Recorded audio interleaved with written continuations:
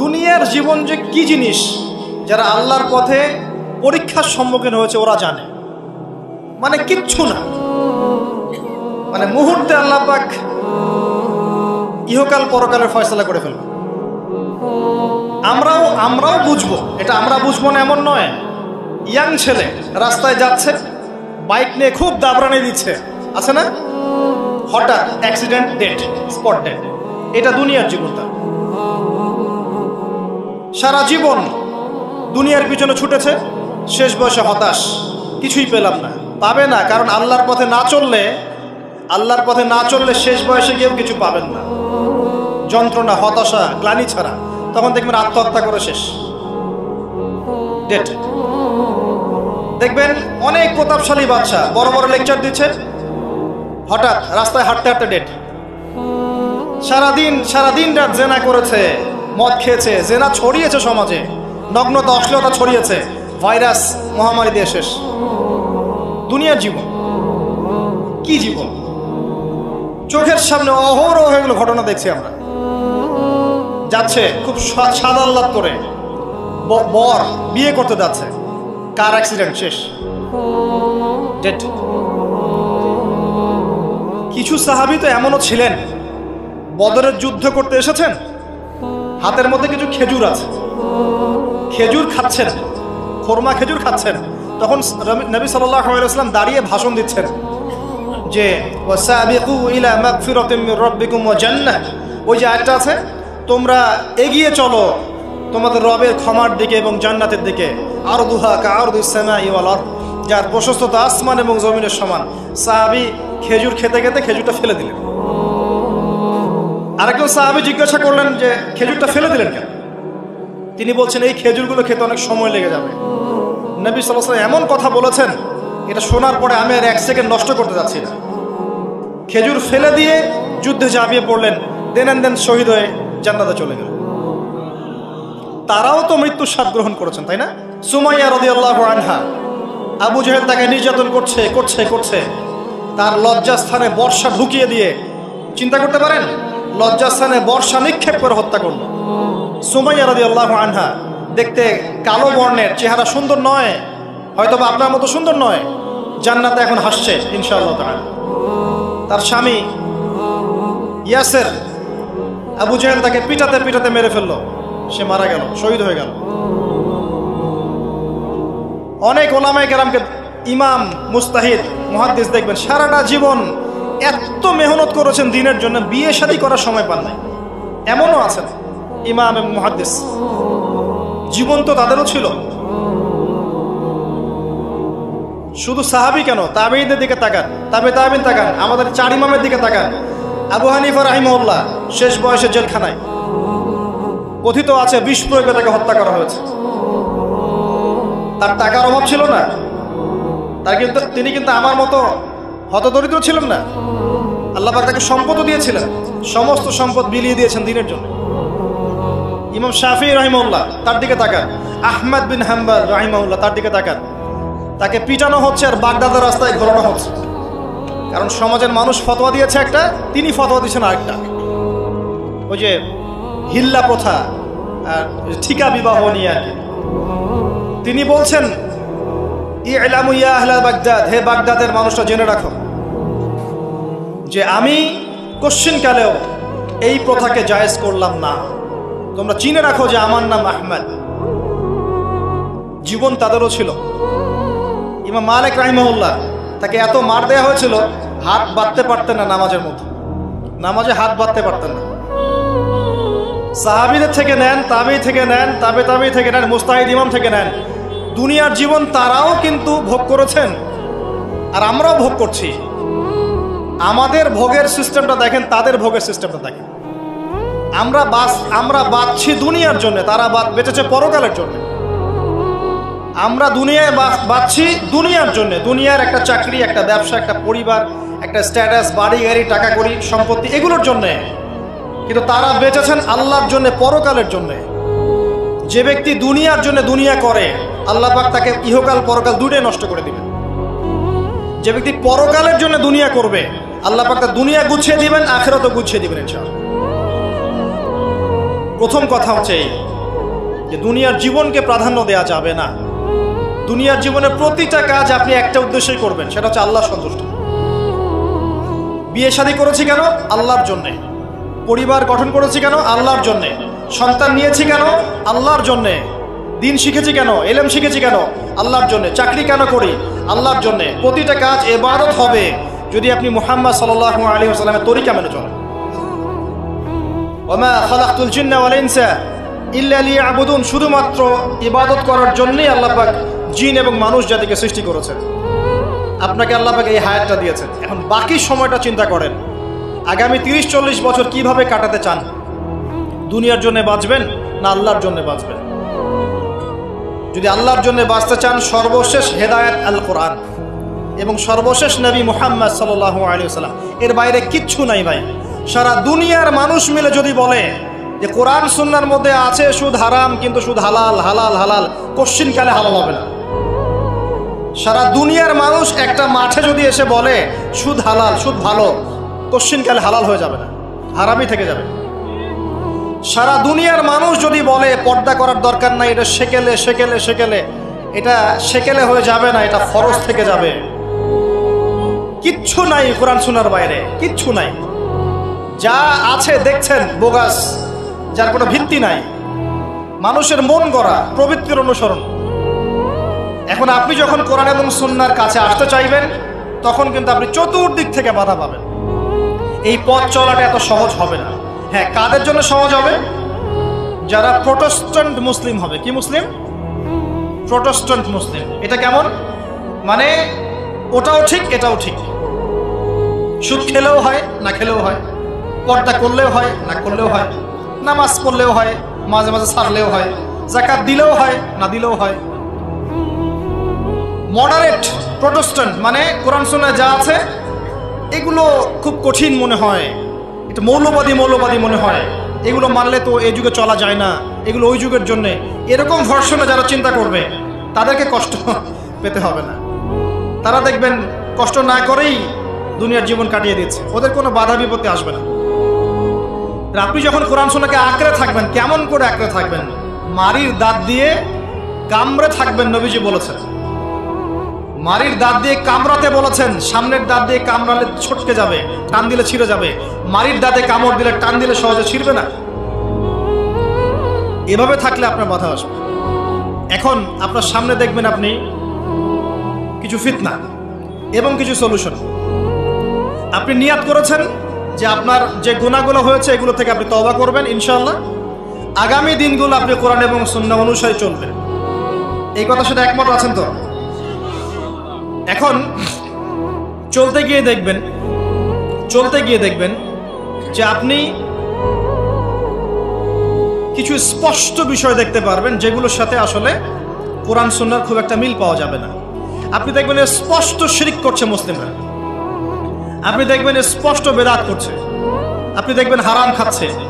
মুসলিম যুবকরা মাদক, পর্নোগ্রাফি, জেনা, ফ্রি মিক্সিং, আপনার জুয়া, ক্যাসিনো, এই যে আপনার টিকটক প্রজন্ম, এগুলো নিয়ে ব্যস্ত আছে।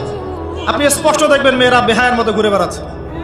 আপনি স্পষ্ট দেখবেন যে আপনি হালালে থাকলে চাকরি পাচ্ছেন না। আপনি স্পষ্ট দেখবেন পরিবারের লোকজন কথা শোনে না। আপনি এমনও দেখবেন ওলামায়ে কেরামের মাঝে ঐক্য নাই, এমন দেখবেন। আপনি এমনও দেখবেন যে মানুষ দিনকে দুনিয়ার বিনিময়ে বিক্রি করে দিচ্ছে। আর এমন দেখবেন যারা আপনার উপরে আছে তারা দিন সম্পর্কে তেমন কোনো জ্ঞান রাখে না। এমন জটিল পরিস্থিতিতে আপনি কি করবেন তখন? এরপরে আপনি যখন বিশ্বের দিকে তাকাবেন, তখন দেখবেন বিশ্বের সমস্ত পরাশক্তিরা ঐক্যবদ্ধ ইসলামের বিরুদ্ধে। বিশ্বের সমস্ত বড় বড় পরাশক্তিরা ঐক্যবদ্ধ ইসলামের বিরুদ্ধে। দেখবেন আপনি ইসলামের কোনো খিলাফা নাই, দেখবেন কোনো ইমাম নাই, কোনো আমির নাই, কোনো জামাআ নাই। দেখবেন আপনি সেই রকম সলফে সালেহিনদের যুগের মতো শৌর্যবীর্য, ব্যক্তিত্ব, গায়রাত কিছু নেই। মনে হবে যেন আমরা দাসত্বের শৃঙ্খলা আবদ্ধ হয়ে গেছে। তখন আপনি কষ্ট পাবেন মনে মনে। আপনার মধ্যে ঈমান থেকে থাকলে আপনি কষ্ট পাবেন, ভিতর থেকে কষ্ট ফিল করবেন। যদি প্যারালাইজড রোগী হয়ে থাকেন তাহলে কষ্ট ফিল করবেন না। চেতনা থাকে দিনের, কষ্ট ফিল করবেন। তখন আপনার স্ট্রাগল শুরু হবে। তখন আল্লাহ যদি আপনাকে বুঝ দেন, আল্লাহ দেখবেন আপনি কি করেন। আপনার মেধা দিয়ে আল্লাহ আপনি কি করেন, আপনার অর্থ দিয়ে আপনি কি করেন, আপনার হায়াতটা দিয়ে আপনি কি করেন। আপনার এই যে জনবল দিয়ে আপনি কি করেন, আল্লাহ আপনাকে যা দিয়েছেন তা দিয়ে আপনি দিনের জন্য কি করছেন, আল্লাহ পাক তখন দেখবেন। এই জায়গায় আমি আপনাকে কিছু সলিউশন বলছি। এটা শুধু আপনাকে বলছি তা নয়, আমি নিজেও এটা ফিল করি, লালন করি। আর আমি এমন কিছু বলবো না যা আমি নিজে আপনার জন্য পছন্দ করি না। যেটা আমি নিজের জন্য পছন্দ করি সেটাই আপনাকে বলবো। প্রথম কথা, এখানে আপনাকে গাইডেন্স দিবে আল কোরআন। এরকম সিচুয়েশনে আপনাকে পথ দেখাবে অনলি আল কোরআন। এরপর নবী সাল্লাল্লাহু আলাইহি ওয়াসাল্লামের হাদিস। এখানে আপনার দায়িত্ব আসবে প্রথমত কোরআন পড়া শিখতে হবে। প্রথম কাজটা কি ভাই? কোরআন পড়া শিখতে হবে, তেলাওয়াত শিখতেই হবে, নিয়মিত তেলাওয়াত করতে হবে। একটা দিন যাবেন আপনার জীবনে যে কোরআন তেলাওয়াত আপনি করেন না, ইনশাআল্লাহ। বেশি থেকে বেশি করবেন, বেশি থেকে বেশি। আমার পরামর্শ হচ্ছে দিনে এক পারা করে করার চেষ্টা করুন। এরপর দায়িত্ব চলে আসবে আপনার কোরআন বোঝা। আপনি কিছু অংশ মুখস্থ করবেন, হিফজ করবেন, অর্থটা বোঝার চেষ্টা করবেন, কোরআনের ভাষাটা শেখার চেষ্টা করবেন। এর সব কিছু আপনি বুঝতে পারবেন না, তখন কি করবেন? আলেম ওলামার কাছে যাবেন, তাদের সোহবতে গিয়ে পড়ে থাকবেন।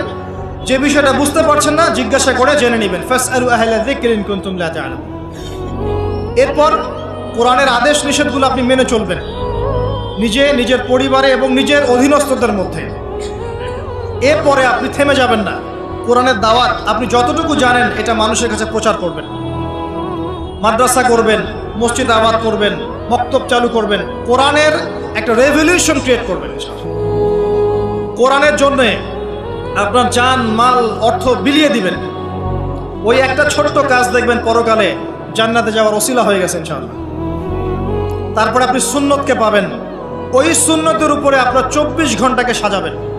দিন রাত প্রতিটা আমল আপনি সুন্নাহ অনুযায়ী করার চেষ্টা করবেন। এরপরে গিয়ে আপনার দায়িত্ব আরো বাড়বে। এরপর দায়িত্ব চলে আসবে উম্মাহ কেন্দ্রিক। আপনার তাজকিয়া অর্জন করতে হবে, আত্মশুদ্ধি। আত্মশুদ্ধি অর্জন করতে হলে সবসময় পরকালের ফিকির করতে হয়, মৌতের স্মরণ করতে হয়, বেশি বেশি কোরআন তেলাওয়াত করতে হয়, এতিমের মাথায় হাত বোলাতে হয়, আপনার সাদাকা বেশি বেশি করতে হয়, মাঝে মাঝে রোজা রাখতে হয়।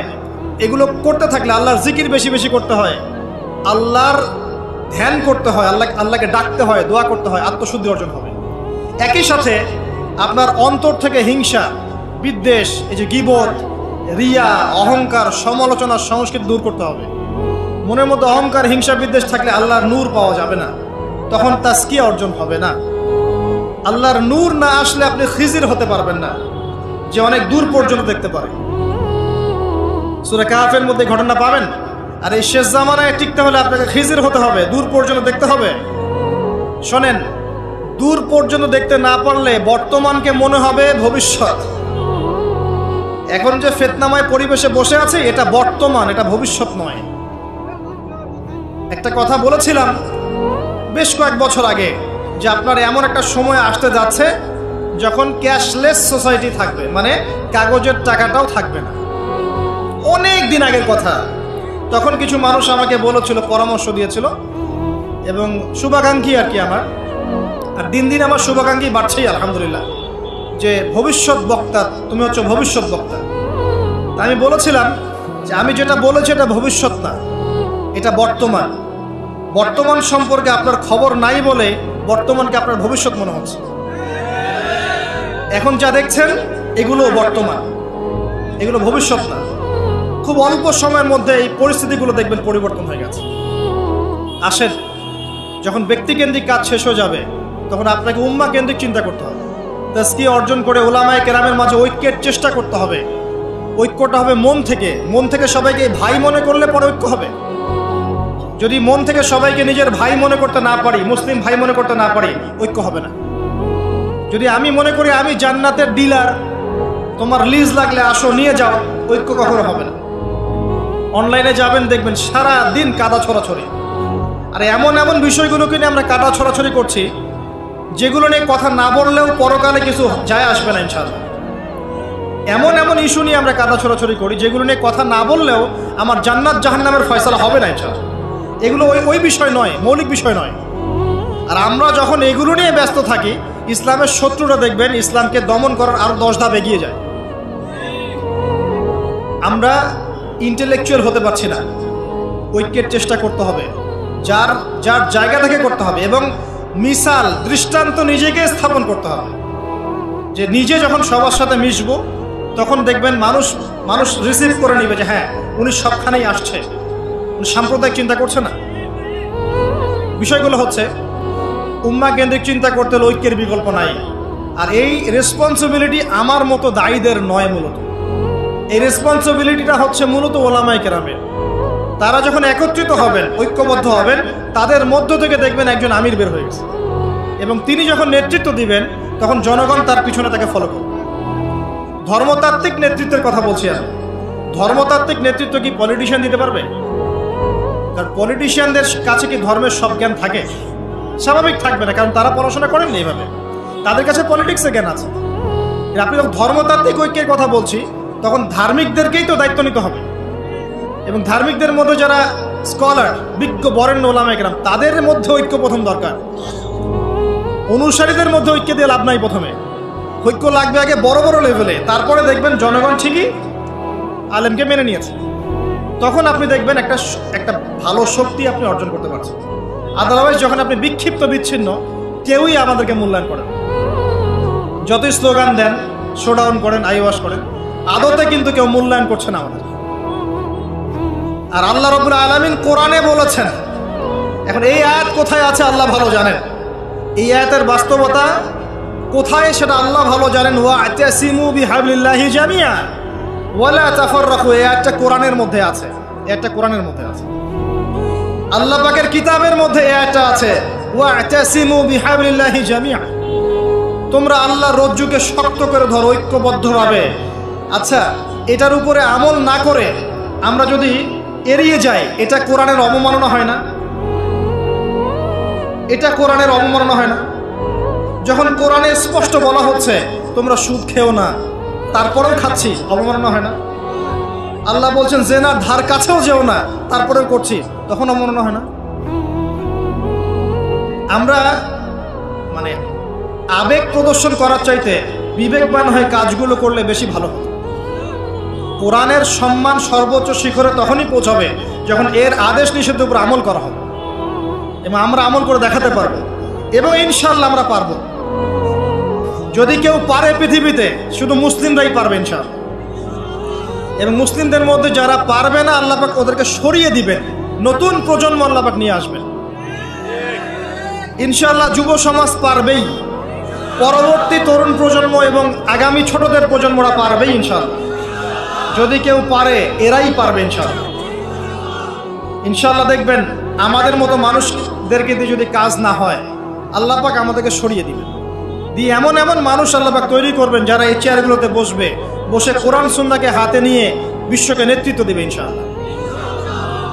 আসবে এক সময়, অপেক্ষা করতে থাকেন, কারণ আমরা আখিরুজ্জামানের হাদিসগুলো সম্পর্কে জানি।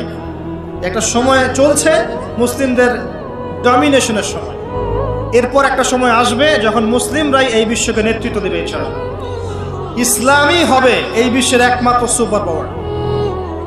আল্লাহ রাব্বুল আলামিন ওই জেরুজালেম থেকেই আরও একবার কিয়ামতের আগে পুরো বিশ্বে ইসলামিক খেলাফা বাস্তবায়ন করবেন ইনশাআল্লাহ। এর প্র্যাকটিক্যালি আপনার আমার কিছু কাজ আছে, ইলম অর্জন করা আমাদের কাজ। আমাদের এত বড় বড় কাজ নাই, আমাদের যতটুকু সামর্থ্য এতটুকু কাজ আছে।